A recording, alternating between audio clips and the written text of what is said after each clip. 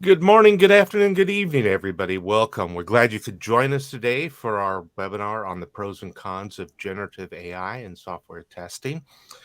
We have as our presenters today Igor Korolenko, who's the Chief Product Officer at Parasoft. Igor's been with us for quite a few years and has been working on lots of different things with software testing and lately more with AI and machine learning and things like that. Nathan is our Senior Director of Development and has been working here for forever, it seems like. Nathan and I go way back and been adding all kinds of intriguing AI capabilities to our tooling over the last few years and got some great plans coming up. So they both have a real good finger on some interesting things with generative AI. Before I dive too deep into this, I do want to remind you that if you're having some issues, please put it in the question box and someone will try and help you out. One of the simple tricks, if things look fuzzy or slow or whatever, is to make your thing full screen and then go look at the settings. You can sometimes tweak some of the settings to get the performance to work a little better. But and also the video for the webinar will be available, and you'll get an automatic email telling you how you can rewatch it and share that with your friends, which we encourage. So make sure you do that. And if you have questions, we will have an extended QA period at the end. So just stick them in that box and we'll try to handle them mostly at the end. If there's something that really is like timely, we might try to slip it in, but mostly we're going to take those at the end. We go ahead and queue them up.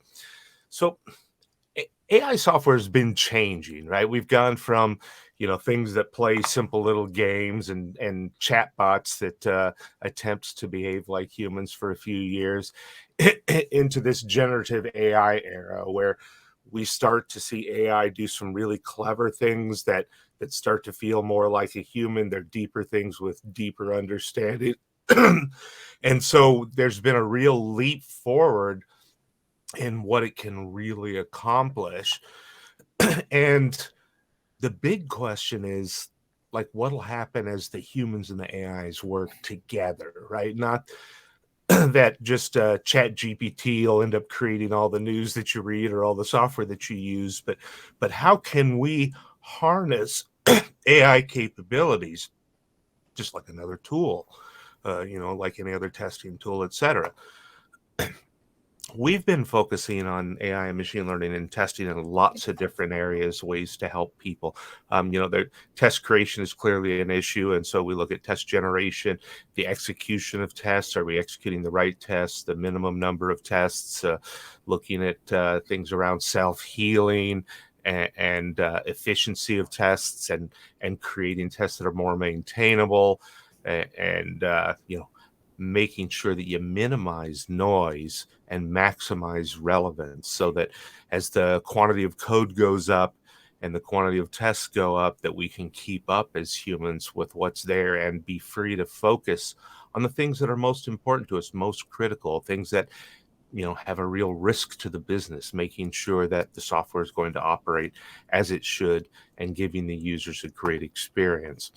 Now, generative AI brings both opportunities and challenges, right? I mean, certainly we can be more productive because we can start to use it like people do, again, with writing letters and abstracts and papers.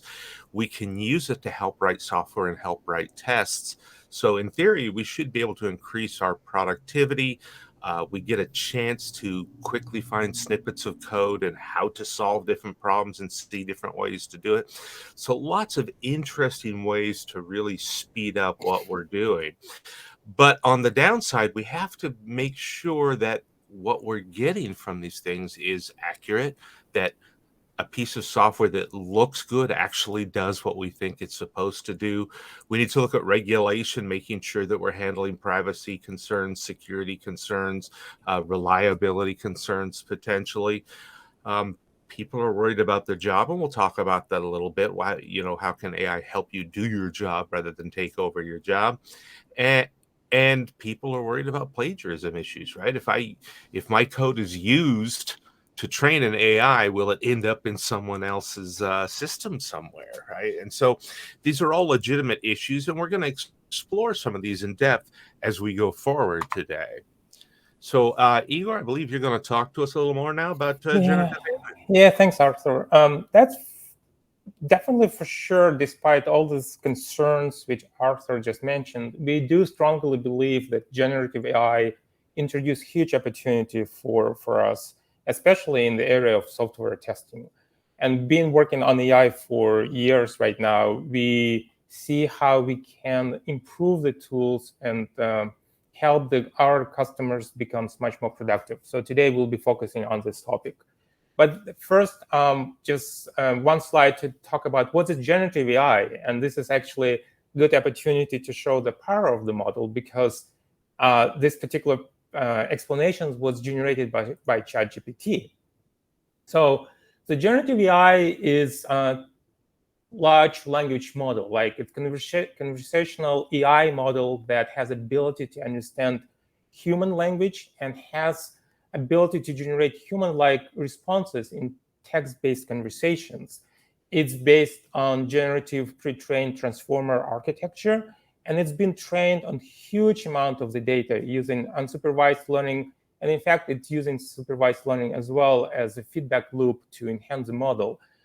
Because it's used so much data for training purposes, it actually has good understanding of nuances of human language, and that's why it's so successful in generating the text conversations.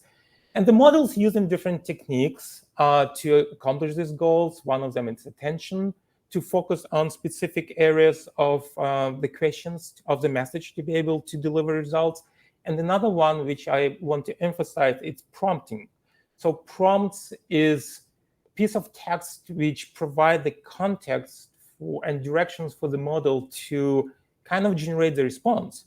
And I mentioned this today because we'll be talking about prompting, prompt engineering later today, and show some examples of how these techniques can be used to customize responses and actually deliver more accurate and precise results. So from perspective of how this model can be used for software testing, right? There's multiple different examples. One of them, for example, its ability to discover errors inside a code, and more interesting is ability to suggest how the code can be fixed. And we'll have dedicated webinar next month just talking on this topic. We'll mention at the end of these presentations more specific about this. Another opportunity is, for example, generations of unit tests, like help developers to create better unit tests, or ability to generate functional test scenarios, right? In general, focused on optimizations of and enhancement of our testing efficiency and effectiveness of our developers. Today, specifically, we will use two kind of examples. One will be unit test creations, and another one will be based on functional test generation. So from unit test perspective, why we even talk about that, why it becomes a challenge for software development industry? Well, we know that when we create the unit tests, they need to be meaningful. It means that it's not just enough to touch lines of code, but the tests need to validate the functional behavior of the software, right? And be kind of trigger the errors if the behaviors change somehow. So it's one of the way of doing regression testing. So there should be some assertion that the test quality, assume the test will fail if something was changed. At the same time, their coverage target, even though it's not the metrics to tell you how good of your tests are, but it's good metrics to indicate that there's some code which not even tested properly. And obviously, the more tests you generate, then the maintenance becomes a problem. So in general, it requires a lot of efforts from the developers and testers. It consumes the time, requires some expertise, and it might be overwhelming. We know that it might consume up to 40% of total development time. So we at Parasoft already built technology. It's our own proprietary AI-based solutions for automated unit tests, right, generations based on the sources. It doesn't matter today whether you want to basically create unit tests for your legacy code. Maybe you want to create new unit tests to reach specific lines of the code, or maybe perform mutations of your existing test. Our current technology has ability to understand the sources, basically, using flow analysis, we can discover all possible paths of executions of those sources without even running executables. And with every path of executions, we call them recipes. We kind of understand the complexity of the sources, how many mocks objects need to be created for unit test generations, what the coverage percentage you will accomplish. And based on your strategy, for example, if your strategy would be to increase your coverage, we will pick up the right recipes which will give you the best results.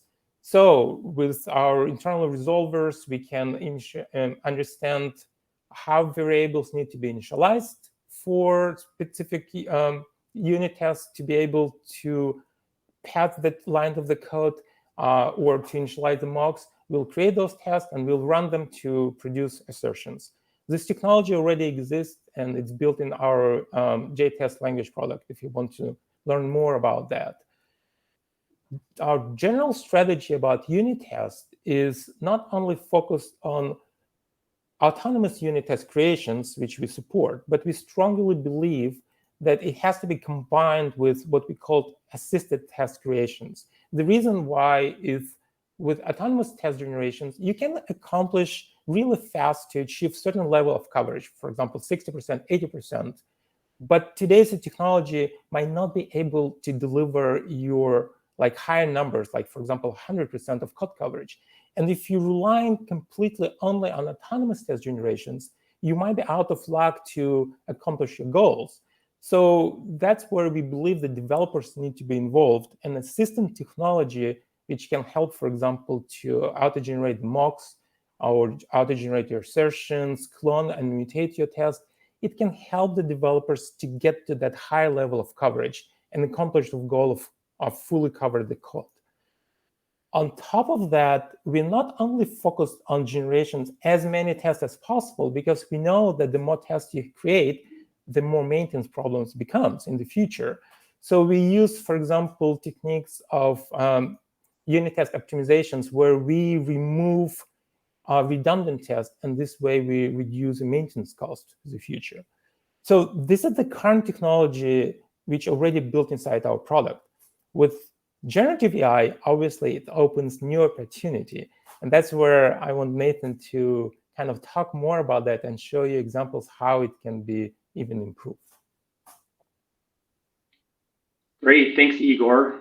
So I'm going to discuss some of the research and experiments we've been doing. Once ChatGPT came out and wowed all of us with some of the things that it looked like it could do, we started doing some research to see, could it help us improve the test cases that, the unit test cases that we're already able to generate. So I'm going to go through a very simple example that we did research on just as a kind of proof of concept of what generative AI can do compared to what our own JTest tool, which we're very proud of, it can also already do things very well. But there's some ways that we think generative AI can help us. So in this example, I'm looking at a very simple Fibonacci method that calculates a Fibonacci number. So it's an extremely simple class, but it's instructive. When we use our JTest tool to generate tests for this code, we'll get 2 test cases for it. You'll notice there's 2 branches in the code. So these 2 test cases cover those 2 branches in the code. They fully cover the test case. We've got the base case of 0. We have a case of 2, and it's a fully covered piece of code. We have proper assertions. You'll notice the test cases use a very consistent format. They're clear, easy to read. They generally look like a human wrote them. So overall, these are good test cases. We took the same code and we just, with a very simple prompt to ChatGPT, we asked it, well, please generate unit tests for this code. And here I've included a couple of different examples.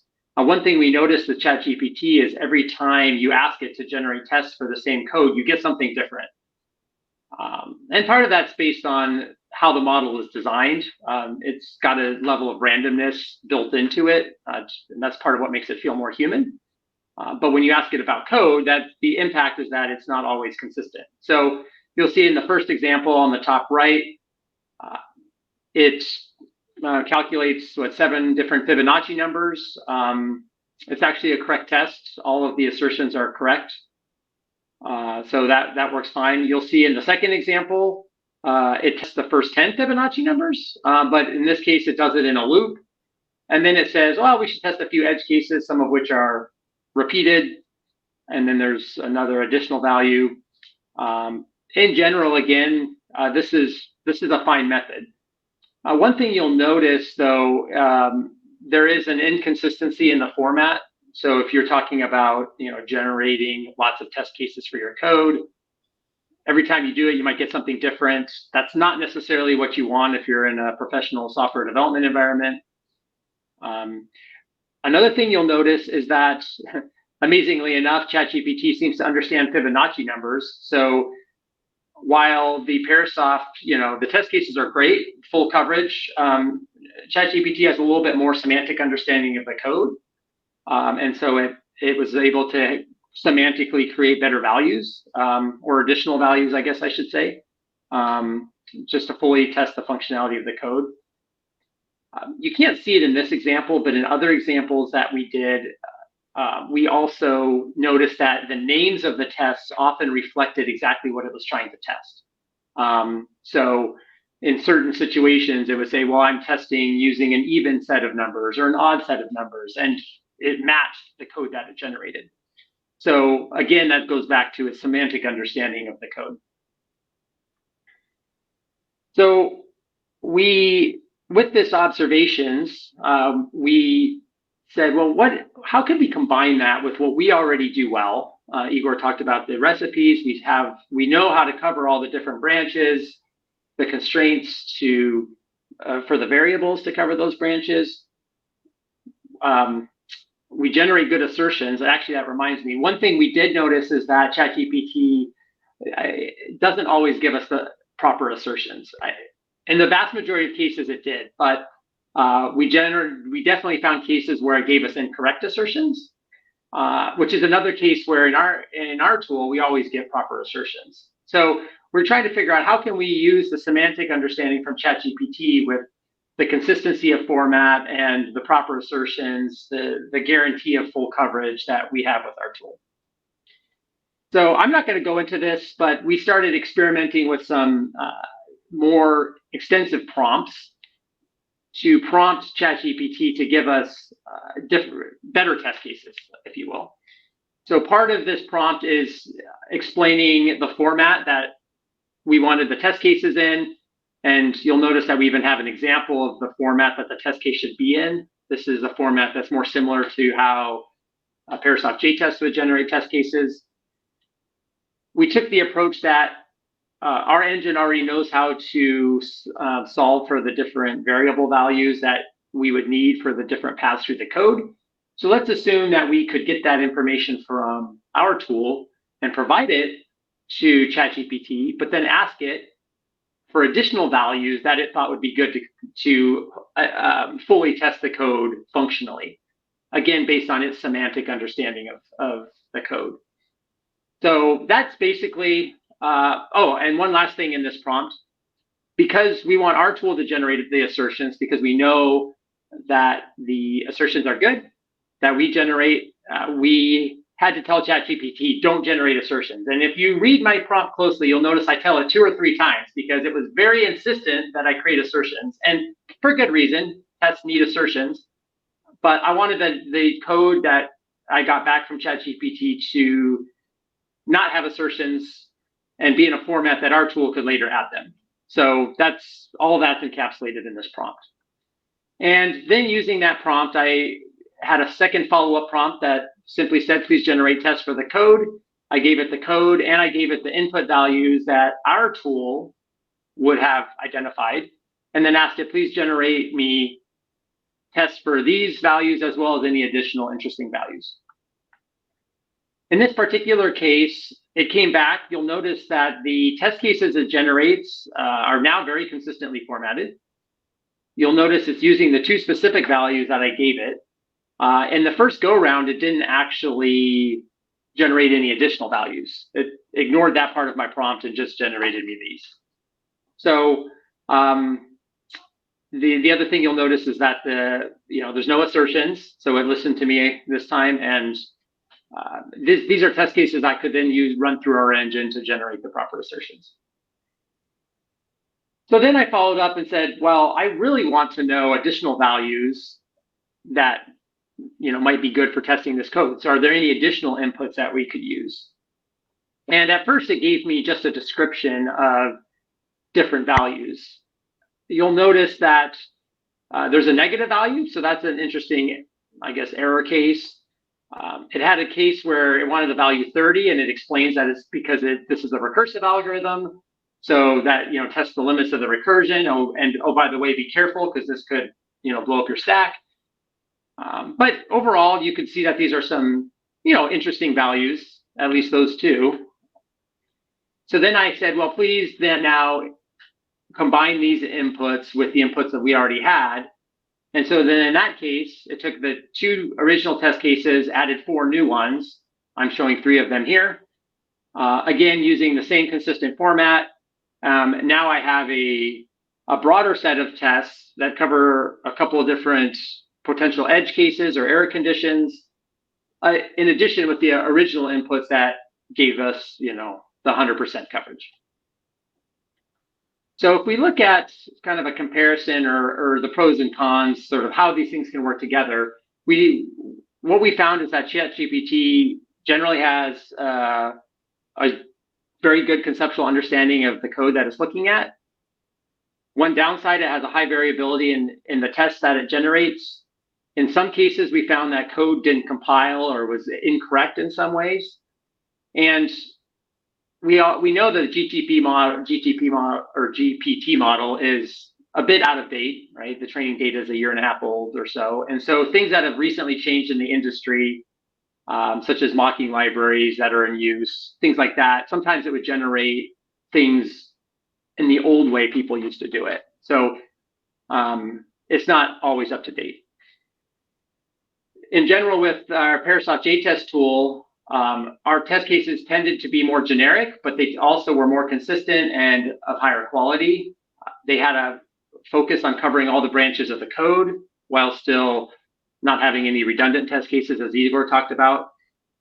Our tool is generally much more performant. I didn't mention this already, but we found ChatGPT it can be slow. And in fact, there's scalability issues related to token limits, where you want to give it a really large class or piece of code, you could actually run out of your token limits before you fully generate stuff. So, we have much greater scalability. Another clear concern that people have is that of exposing their code to these models. They don't know what's being done with it. Is the model being used for training? Is it going to, as Igor said, show up somewhere else because of that? So with our tool, we can work on-prem. We don't expose the proprietary code externally.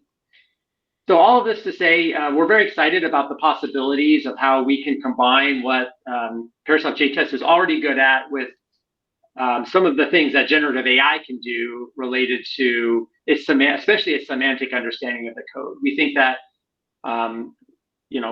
we can achieve high code coverage with a minimal set of tests, but have better named tests, have tests that test more functional edge cases or error conditions. And so we're actively researching this. We're expecting to be including some of this kind of functionality in upcoming releases of our product. One of the really cool things about this is that we think we can, in the background, generate tests as developers work on their code. So they work on the code, and when they're done, they have a set of test cases generated for them.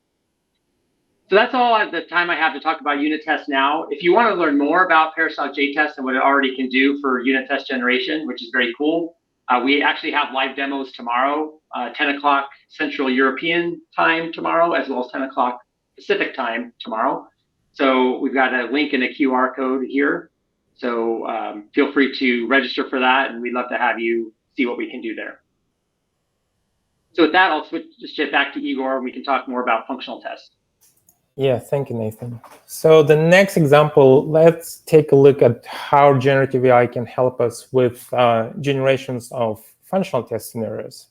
And we decided to show today the actual practical example, right, on usage of our own tools and technology. So Parasoft Zoetest, it's industry-leading enterprise type of API testing tool for complete functional testing needs. And even though it does support all different testing practices, and it can do UI testing, it can do testing of microservices, databases, even integrations with external systems for mobile testing, the emphasis and focus of this tool is actually API level testing. It's because it will reduce the time which requires for end-to-end testing. It's increase the quality of your solutions, basically drive down the cost of testing and risk associated with the quality of your tools. And the key technology for this API testing, its ability for our users to convert their UI-based tools, for example, into API tests. So we have our own proprietary AI-based technology, which we called Zoetest Smart API Test Generator. It can actually intercept the traffic, and whether we're talking about traffic between multiple endpoints, microservices, or in more practical means, it will be traffic coming from your browser to backend system. So we have plugin for Chrome browser, it's Recorder, which actually monitor all the actions of the users inside your browser during, for example, manual testing, or it can be even automated testing. And it intercepts the traffic, and then it's actually built a model based on our proprietary AI solutions, which understand all the relationship between the parameters which send, for example, to APIs, to your backend systems. It looks all the responses. It understands how they can relate with each other. It can perform parameterizations of those parameters, knowing which of them are actually dynamic values. And then based on this information, it will generate API tests, which are representations of the business logic which built inside those front ends in terms of communications with backend system. So at this point, you generate completely independent API tests, which decouple from your front end, from your UI, so you can get all the advantages of fast executions. And this model can be enhanced over time. The more testing you do, the more examples you throw, that it becomes more sophisticated. So this is our current implementations, what methodology which we call record and replay, where AI takes all this hard work to actually understand all nuances of the traffic itself and build this test for you. But with generative AI, there's definitely new opportunities. And that's the demo which we want to show to you right now, what we can do more in this area.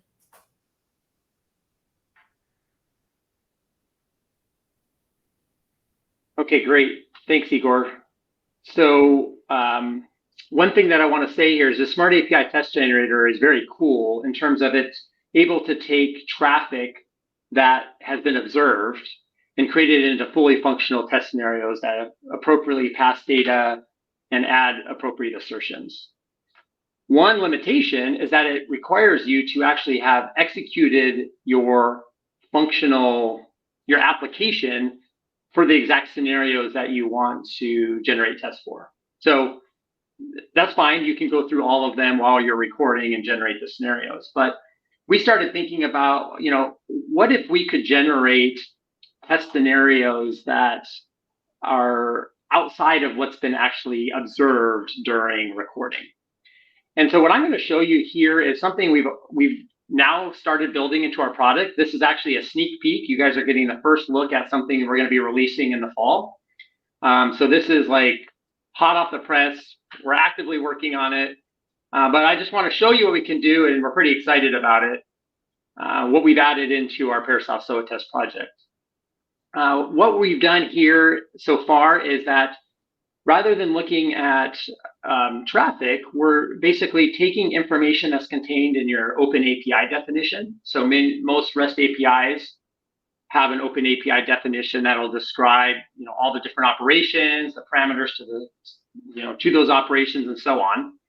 And so we basically want to use that information to generate some interesting test scenarios.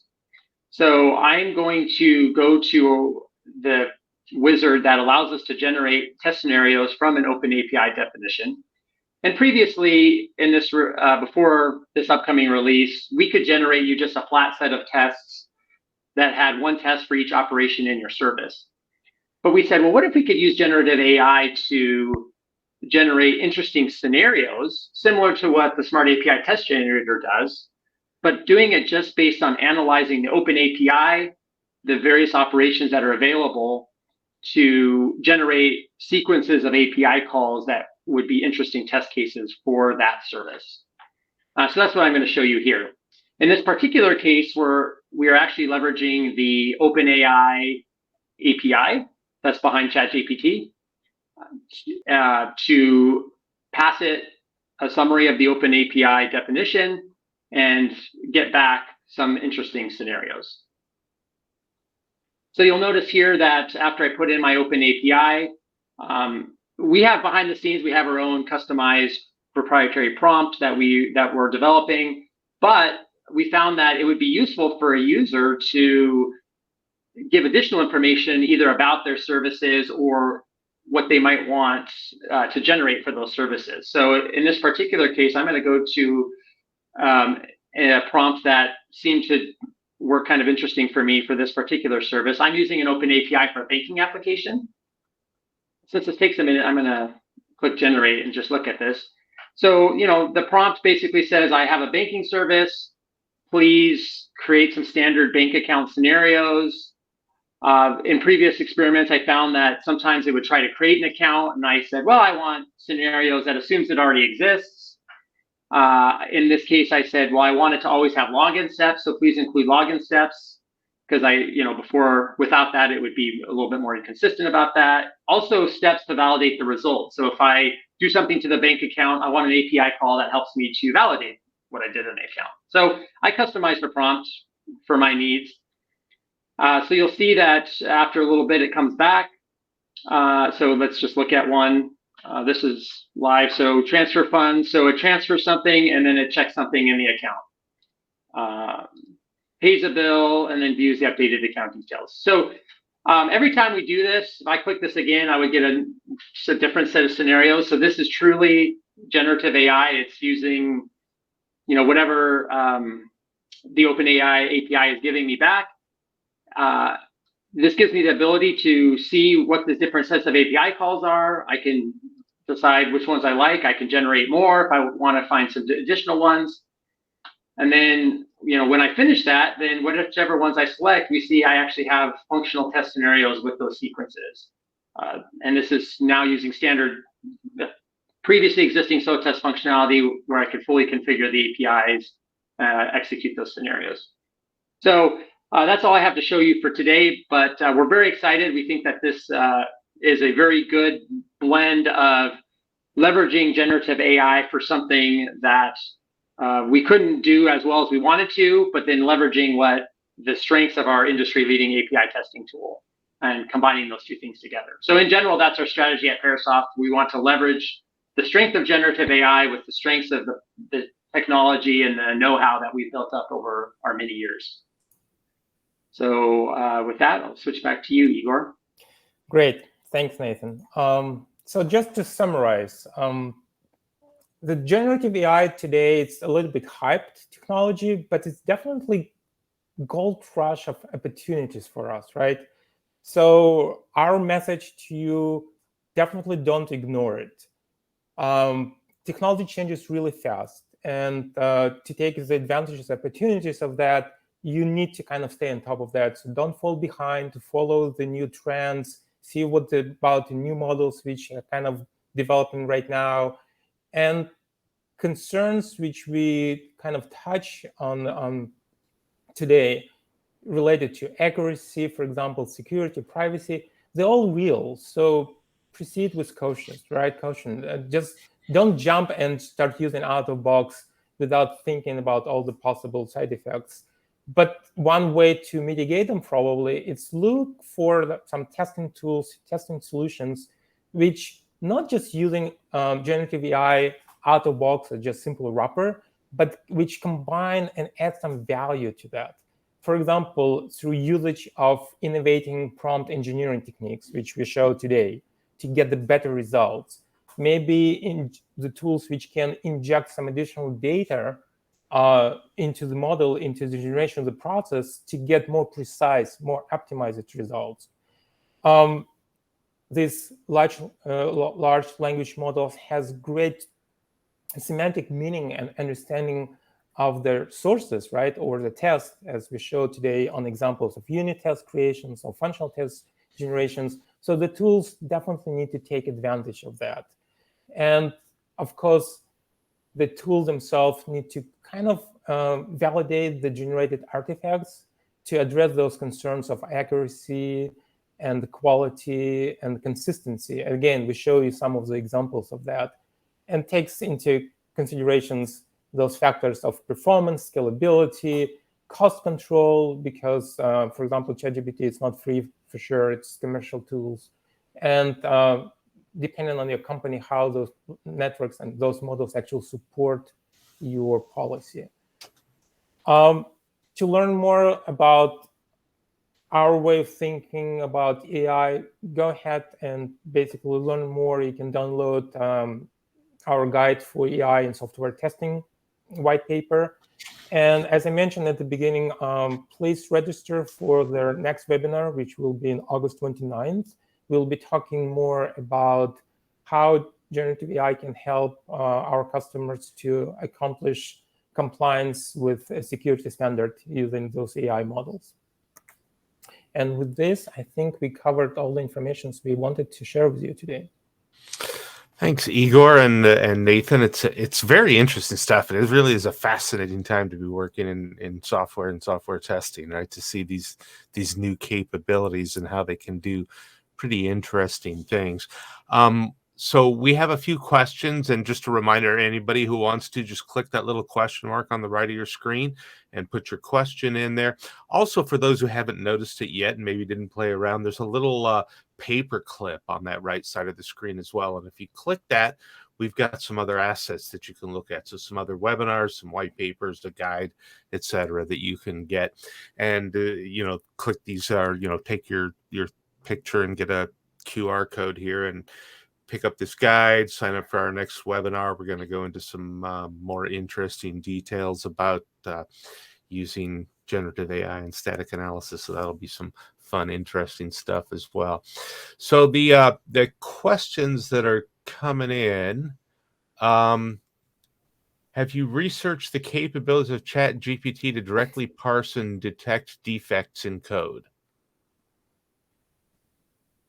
So definitely we are looking into this possibility and the technology. And that webinar, which we'll cover in the end of August, will actually focus exactly on that aspect, how we can detect the problems inside the code and how we suggest through usage of generative AI, suggest fixes for the code. So that's the topic we'll cover at the end of August. So a question that's kind of related to what you're talking about, maintaining costs and things like that. Someone's asking, are we using ChatGPT API for testing? We do. So everything we showed today, especially an example of our SOA test, underneath we are using ChatGPT APIs. And today the integrations is done through injection. The customer will configure basically their own using private key for ChatGPT to put inside our tool, and basically through that it will allow our tool to start using REST APIs. Okay, so beyond the accuracy is the concern around protecting proprietary code. How does your product address that? So right now, because we are relying on their ChatGPT model itself, it's not checking on their proprietary code injections. And but saying that, Two aspects into this. First, for example, when we're talking about unit test generations, we're using examples of sources and to produce a unit test. So probably it's actually with our templating and the examples which Nation show, it probably will be less sensitive to picking up some IP type of code, though it's not completely impossible. What we're expecting that in the future, and because technology changes so fast, the new models will start showing up, which actually will take those concerns into consideration. There would be business models will explicitly prohibit usage of IPs extracted from open sources. For example, Copilot already has those checks and settings. So as soon as that technology will become available, I don't know whether it will be inside ChatGPT or it will be some other commercial models, we'll be able to switch, because the way how we integrate with them, it's kind of abstraction layer, which will allow us to use different models underneath. And one thing I want to add is, there's obviously, if our tools are leveraging these open AI models or other LLMs, there's still potentially privacy concerns unless they start addressing it on their side. But for somebody who is really concerned about that, that could easily be turned off on our tool side. So if they want to ensure that nothing goes out to those models, that's very possible. Great. There is a question about comparing open source models and how do they compare to commercial models. All right. So based on our research so far, the commercial models, especially the OpenAI model, seems to be the most advanced. It's obviously a very general model that people are using for all kinds of different tasks.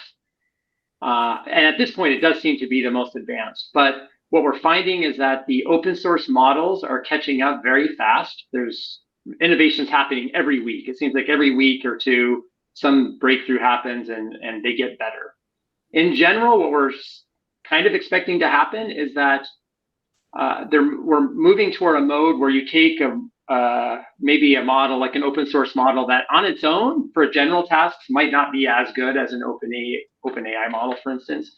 But with additional training and input, you can customize it for your specific task.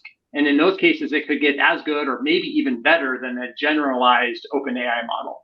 So we're actually expecting that over time, a lot of these open source models with specific training could get better. So we're very closely watching this and looking to see how we could potentially leverage that in the future. Great, thanks. Another question is, can I really trust the results provided by generative AI, and how can I tell if they're valid? Well, yeah, you should not trust it, right? As any code which will be synthetically generated or extracted from internet, for that as example, you cannot fully trust it. So yes, it needs to be tested, it needs to be inspected, but this is the beauty of testing tools which actually can consume the code and, for example, validate from perspective when unit test generations, right? Can I even compile the code? Because our technology can build the code in background and try to execute the test, run it, and see the result, right? So at least from some perspective, there could be validation parts built inside the tools, which kind of create the wrappers around those generative AI models. But yes, if you just take it blindly outside of the model itself, we know they have hallucinations, effect, and some other inaccuracies, so you cannot fully trust it. All right. Well, we're at our time for today. So if anybody has other questions, feel free to send them to us. For ones we were unable to get to, we will send you some email with some answers to that. Again, the replay will be made available, and check out these resources again in the attachment there at the paperclip and these QR codes. Join us for the next webinar talking about generative AI and how it works with software compliance and static analysis and things like that. So thank you, everybody, and have a great day. Thank you.